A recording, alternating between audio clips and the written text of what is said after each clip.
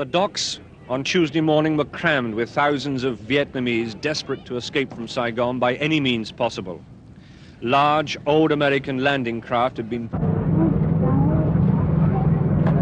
with more than 1,000 people who were going to attempt the impossible, try and sail down the river to the sea.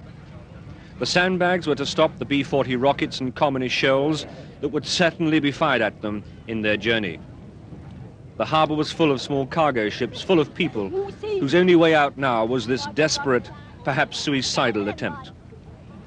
As we, the press and the Americans evacuating, made our drive through Saigon to the American embassy, people, mostly families, pleaded with us for a seat, and they hung to the coach.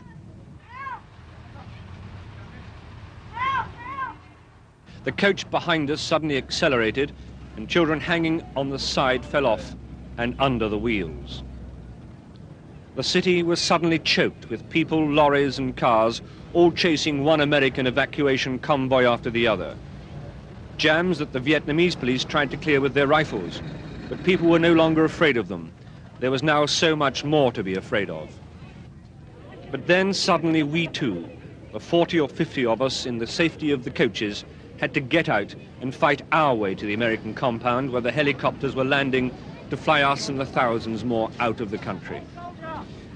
Seeing us in the streets with our bags, the Vietnamese followed. Any chance they thought was better than none. But the embassy gates were closed, and we, like the frightened Vietnamese and their families, had to fight and claw our way up. And we did claw, and we did fight.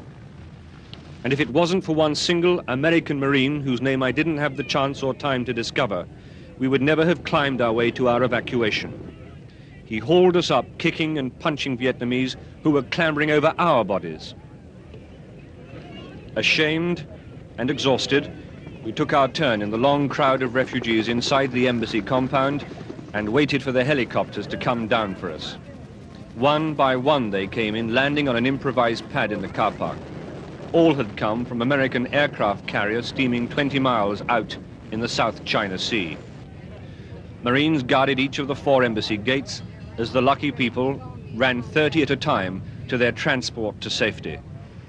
In the first 6 hours of Tuesday, over 1,500 people were airlifted out this way, and almost as many more were still waiting their turn. Our turn came just as it began to get dark, a little after 7:30. Evacuees from the besieged city on. And 30 minutes later, we landed safely on our carrier off the South Vietnamese coast. Michael Nicholson, News at 10, aboard the USS Hancock